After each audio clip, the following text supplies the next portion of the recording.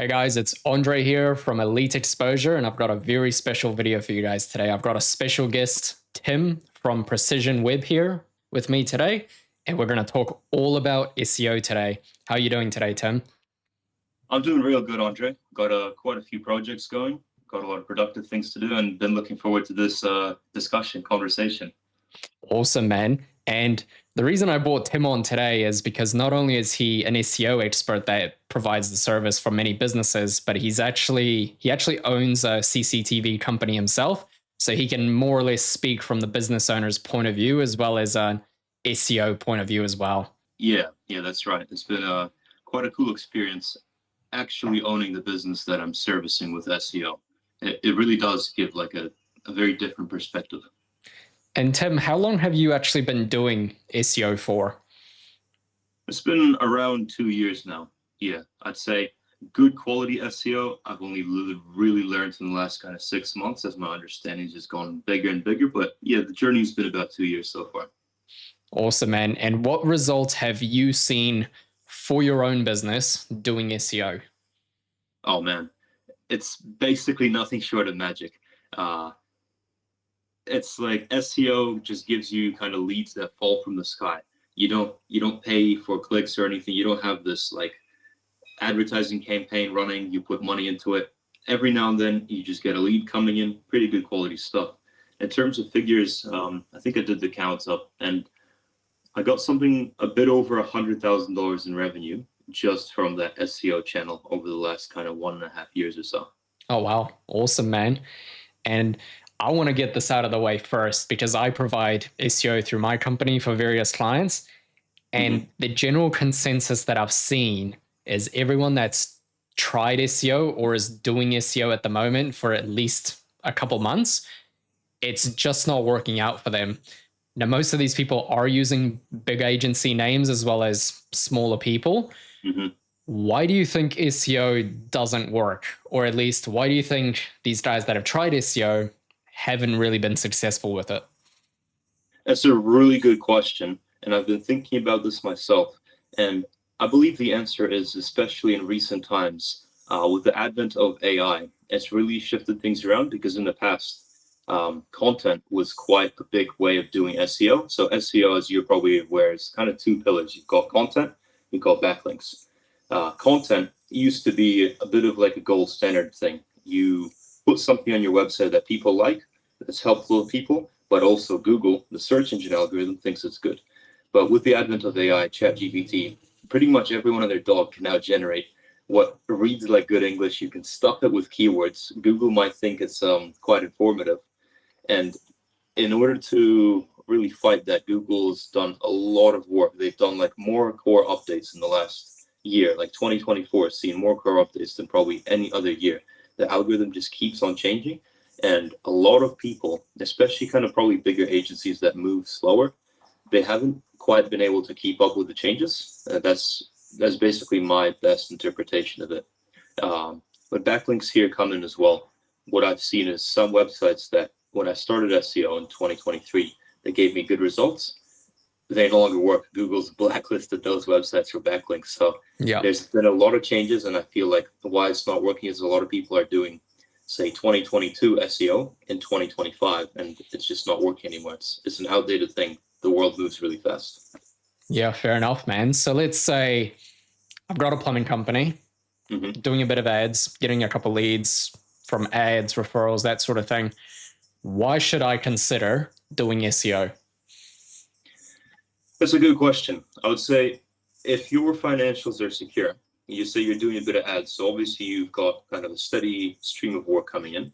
I'd say it's all about thinking long term. Obviously, SEO is a very kind of long term solution, whereas those ads, you can really start seeing leads come in the first week, and then as it kind of settles in, what you'd say probably 3 weeks, and that's when leads are more or less at maximum flow.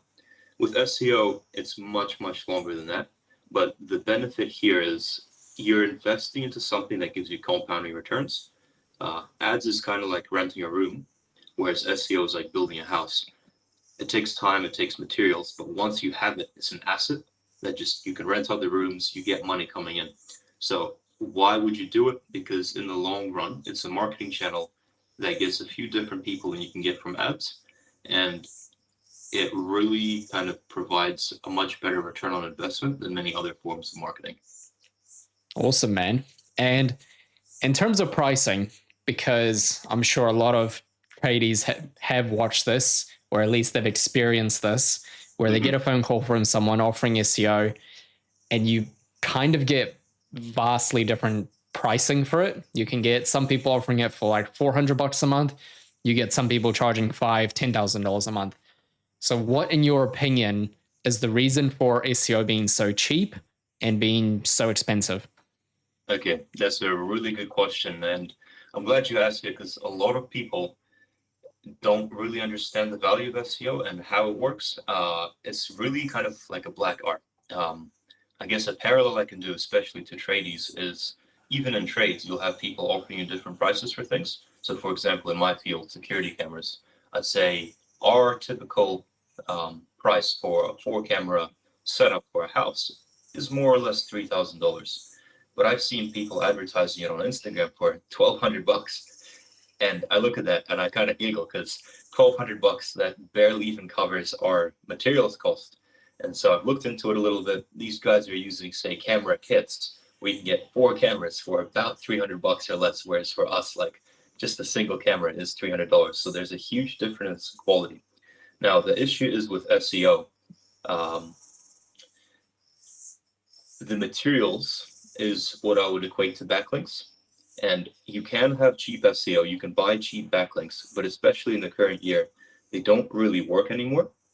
Um, Cheap SEO is not good SEO. I'd be very surprised if you can get away with cheap SEO in the current year. There are people who understand what they're doing for things that might not cost money, like maybe someone's really undervaluing their skill in content optimization, redoing your landing pages, making sure those right keywords are being targeted. Then you could probably get some good value cheap SEO if you manage to find that one freelancer that's undervaluing themselves. Uh, Expensive SEO, now that doesn't mean all expensive SEO is good SEO. I would estimate that for a trade business, say in New Zealand or similar cities, you should be looking at about $4,000 a month. You can get cheaper, you can get more expensive, but for me and how I'm able to do SEO, that's where I'd put a very good kind of middle ground where you're going to get results. Not even too long, not 12 months, probably within 3 months, you should start seeing positions move around. It costs a lot because backlinks cost a lot, and the time needed to make backlinks and make good landing pages costs a lot. SEO is a very labor and backlink intensive process. So good SEO really does take quite a bit of man hours. Does that kind of answer the question? I've gone a little bit off tangent. No, that definitely answers the question. I've got another question. For tradies that are already doing SEO, let's say they're doing it with themselves, by themselves, or they've hired someone, how does your average tradie who may or may not know, a heck of a lot about technology and might not understand some of these SEO reports, how can they actually tell easily that their SEO is working? Okay. This is a great question. When most agencies or freelancers sign on an SEO client, in the first kind of presentation or in the first meeting before you start, very often they'll select, say, 5, maybe 10, maybe 15 or 20 keywords that you want to focus on. So for my industry, it might be something like CCTV installation, security camera installation, burglar alarms, things like that. And you'll know it's working. I guess if you already started SEO and you didn't take a note of where you were before, you won't be able to do that. That might be in the reports, but you'll know it's working. You just go on Google, literally search in that thing, and just see where you're sitting. I'd say, unless you're in a ridiculously competitive city, think like maybe New York or something, maybe Sydney, I don't know, Singapore. Unless you're in one of those ridiculously competitive cities, I'd say within a few months of solid SEO work, you should definitely start seeing movement. And that doesn't mean you're going to be in the first 3 positions after just a few months, because it's still hard to get there. Obviously, difficult things are valuable because they're difficult. But if you look at the second page, you should kind of definitely be there. It doesn't take a ton of effort to move somebody from position 80 to position like 30 or 20 which is where you start approaching the second page. So you just go to search for yourself and look it up, where are you? And then maybe a month later, do it again. You should be higher. If a month later, you're kind of in the same spot, it might not be working. If that continues for a few months, I'd say with pretty good certainty your SEO is not really moving. All right. And what can you share today for the audience in terms of tactical SEO strategies? What would you say are the dirty little secrets of SEO that we could implement today to make a big difference tomorrow? The dirty little secrets of SEO. That's a very good one. Let's share the secrets. Why not? Okay, so the most important one, and this is probably the only real like dirty secret I know, is the title tag. So the title tag, if you're not aware, is basically what the title of the web page is, and why it's important is that's what shows up in Google when you look at the listings. That's what your title tag is. Now, it's a very common misconception that that has a character limit, and it's a pretty good reason because you can only fit so much into that listing on Google. It's usually about 60 characters, but there is no character limit, actually. You can put as much as you want in there, and Google will read the whole thing. So if you just can't fit what you need to fit into 60 characters, you fit the most important stuff into the first 60. That's what the people read. You fit everything else past 60. You could have 100 characters. You could have 500 characters. As long as it's got some diverse, relevant keywords, you're not just stuffing it like a black hat SEO. It should be quite fine. So that's probably the biggest like secret I could say is that title tag. Man, that's crack up, eh? It really is. It really is. That's something, because I look at competitors' websites all the time and I see basically all of them just have a really short title tag when you go to their website or the pages that they rank for. Mm-hmm. And I guess that comes to my next question. And how can a local trade business rank as high as possible in their local area? Like, besides their website, what else should they consider to get the most benefits through SEO? Okay. I would say there's kind of two things you can do here for fairly low investment, and it's more of a time investment than money, really. One is what's called business directories or local directories. There's a lot of websites online that just list businesses. And even though these are websites that most people will never visit, they might even have zero traffic. Just your website being out there with your address, your phone number, your business name, anything else like that helps solidify you as an entity. And so if you put like servicing this region, this is my address, this is my business name, phone number, you put that across like 10, 20, 30 business directories, especially ones that do exist. For example, in New Zealand, we have the Yellow Pages. That's a very good one, high authority source. That's something that can start moving you up in those local rankings. Now, the second one I'd say is reviews. Reviews is a very slept upon thing in SEO, but it really helps, especially in that local thing, because now it's no longer about just those organic search results.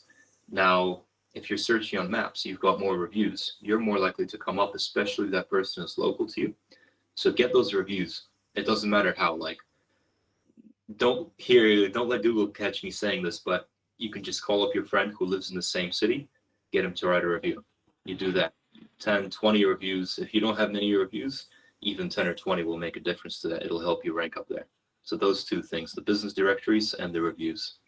Awesome stuff, man. Now, let's say we're doing SEO for my trade business. Will SEO work or be beneficial if my site is butt ugly? I'd say as a general answer to that, obviously there's always exceptions because Google doesn't have eyes. It's a robot. But as a general, if your website's butt ugly, you probably haven't invested much in the last 10 or 15 years. Yeah. So your content will probably be quite thin. Your header structure will be all over the place. You might not have any technical SEO in place. You might not even have a title tag. So I would say as a general, no, it's not going to work. You need to make sure your website is optimized and not just for the search engine, for people as well, because that is a ranking signal in itself. So we got the website looking good. Would you say it's worthwhile from a design and user interface point of view to work on that as well? Like to have a more 2025 sort of look to your website rather than, 2020? I would say so, because last year there was a leak of a lot of Google ranking factors that came out, and there were some factors there concerned around how people interact with your website, like how much time they spend on it, things like that. So that is important, and it's not directly for the search algorithm. It's indirectly because it measures. Look, I'll click on your website. If you've got it really well optimized 2025, you know what? It's got everything people want to know. It's got everything people want to see. It's perfectly made for conversions. I'm spending a long time on it. I'm clicking here and there. That shows Google that that deserves to be on top. So I'd say that is a good use of money. That's a worthwhile investment, is to make sure your website is updated. And again, there is also benefits to updating your website regularly anyway. It kind of shows Google, because you're always updating, it means you're fresh, you're working on it. There's more and more content, like even little things. If you've got dates in there, you change 2024 to 2025. Things like that help. Awesome, man. And let me just read this. Get Neil to cut that out.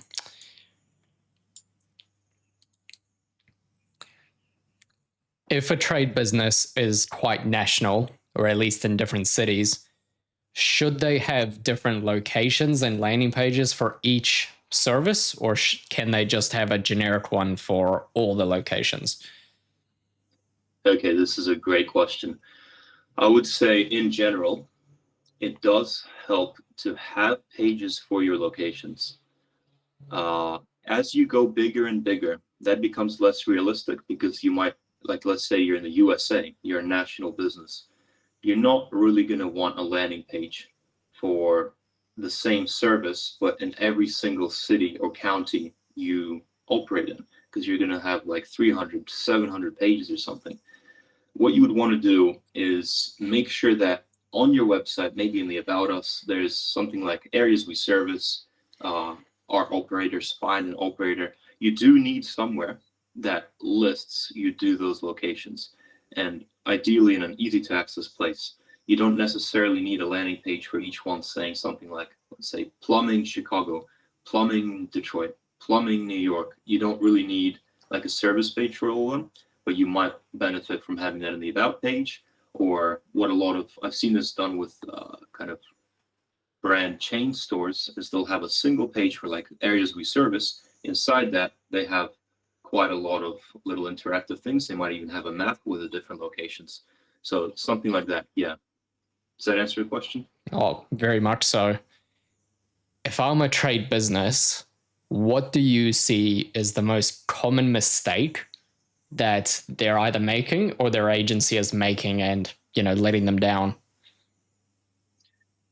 Okay, in terms of SEO, I would say, with my experience, and this might not be the full truth of what everyone's doing, but with my experience, most agencies, even now, are still building pretty weird links. Like, they're not really putting in a lot of effort into the links.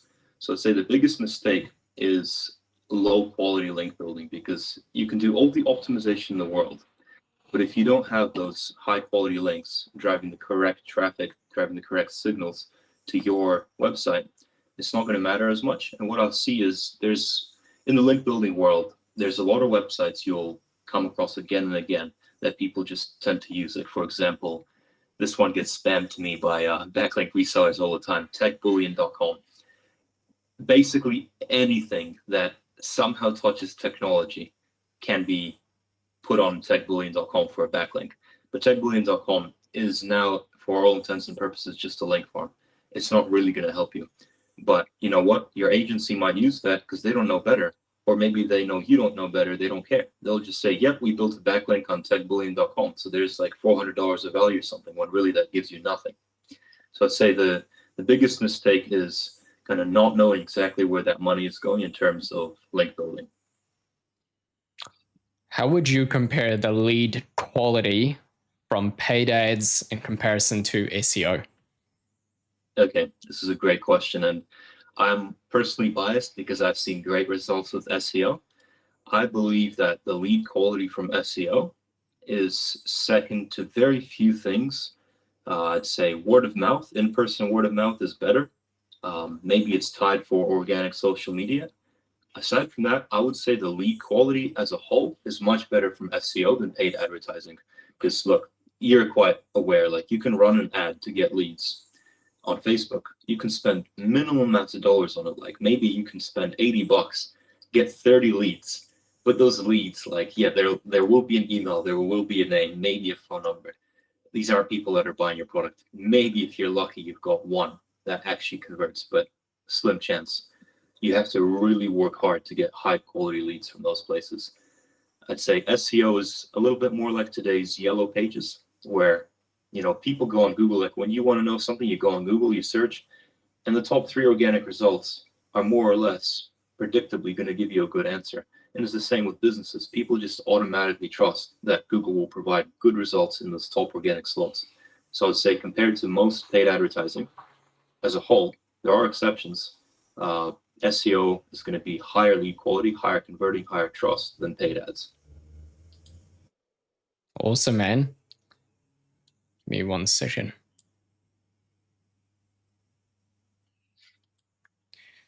How does content come into SEO? Like, should an electrician or a plumber even bother with content, those blogs, or not really in today's age?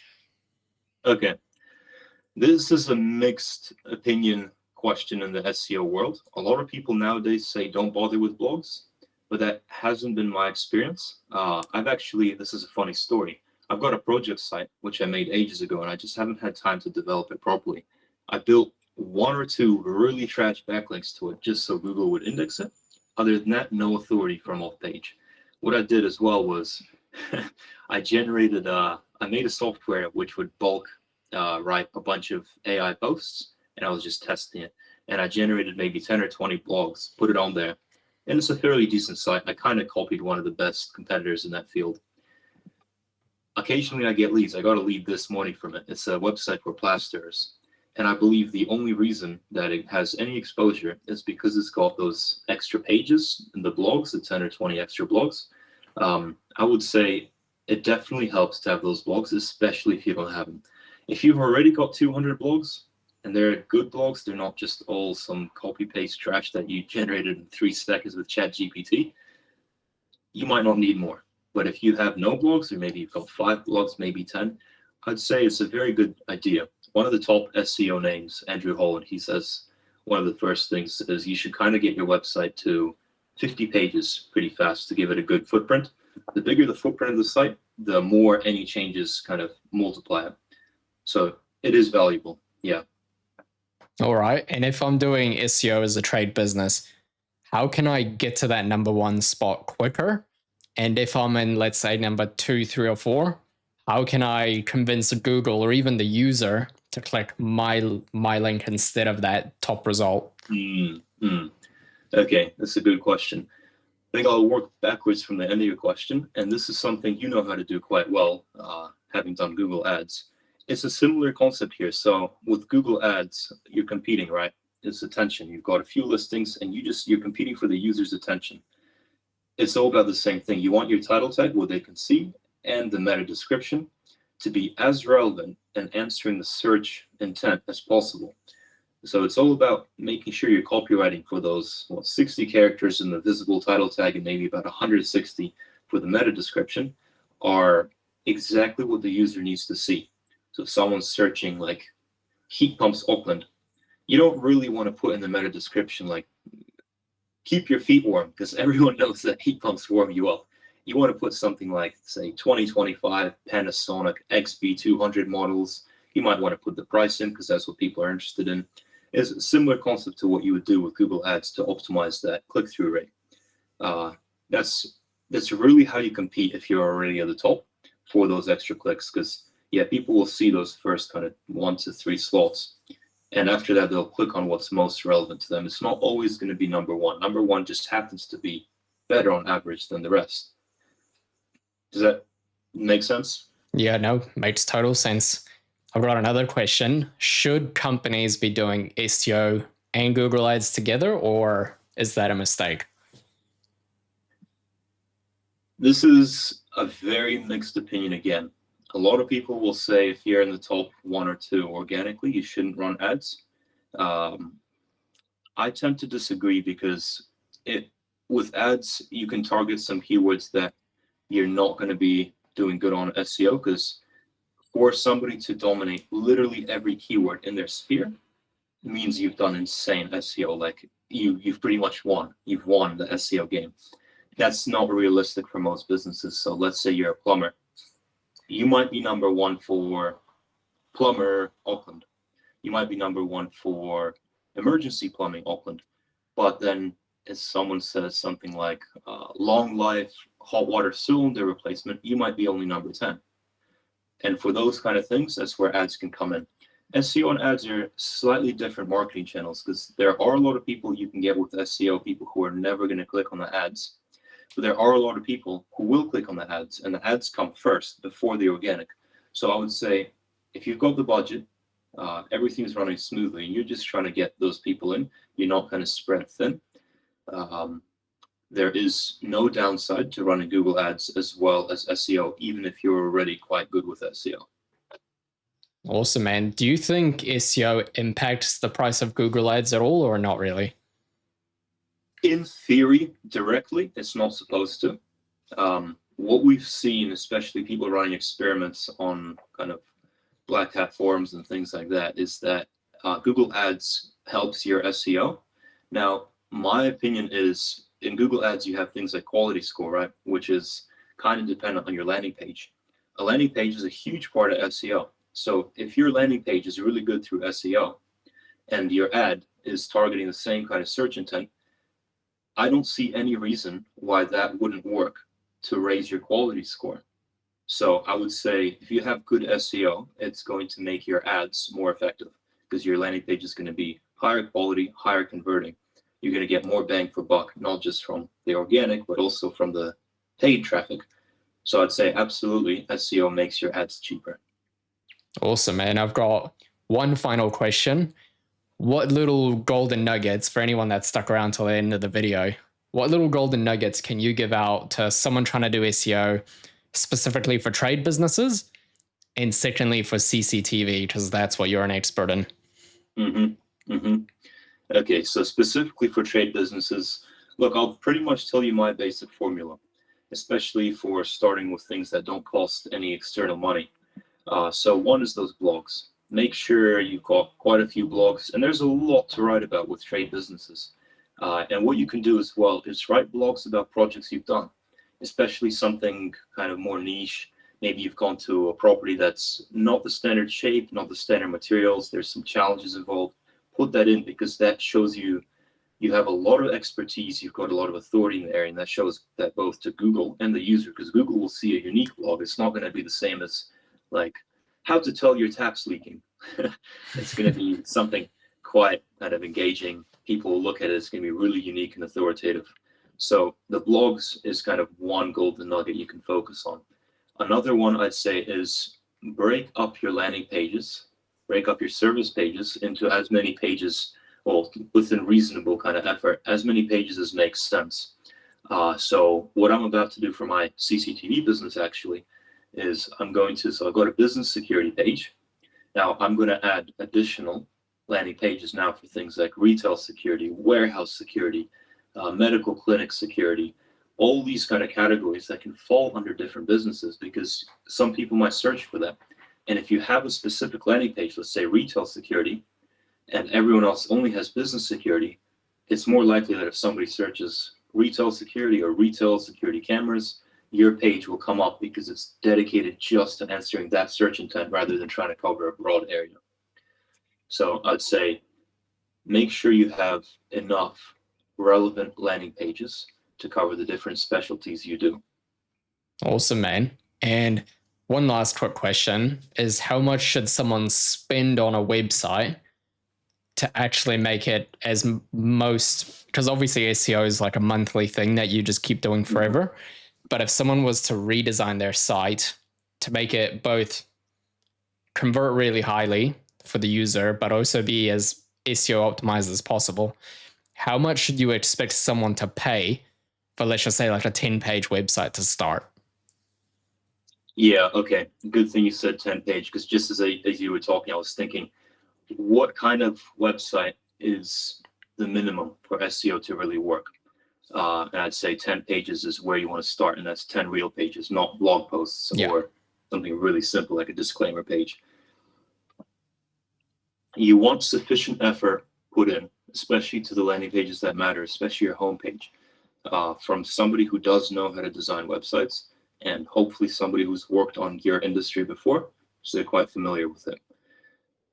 Now, it really depends because web design prices are all over the place, but as a rough ballpark, I'd say for a 10-page website, you're not really going to want to go lower than probably $2,000. I'd say if you've got the budget and you know this web developer is good, he comes recommended to you, he's got good case studies, good client base, I'd say there's nothing wrong with spending kind of $4,000, $5,000 maybe on a 10-page website. It just has to be really good. But yeah, you need the backbone. Your website is the backbone of all marketing efforts, especially SEO. So you can't afford to really skimp out there. I'd say a few $1,000s is a pretty good figure. That's awesome stuff, mate. Do you have any closing comments for the audience? Yeah, I do. So SEO, despite all of its kind of benefits, I'd say if you're just starting out in business and you're a bit strapped for cash and everything, even though I am an SEO professional, I would say go for paid ads first, because you're going to get those leads in basically straight away. With SEO, you have to put in this several $1,000s a month investment for quite a few months before you've got leads coming in that cover that cash flow gap that you've made. So I'd say if you're starting out or you're looking for work desperately, SEO is not a magic trick. It's not an instant solution. So go for paid ads first. SEO is for where you're thinking about your future. You're thinking about your website just delivering you value time after time, long term, more like recession proofing, maybe just another marketing channel, getting a little bit more leads in. Yeah, SEO is kind of more of a longer term thing.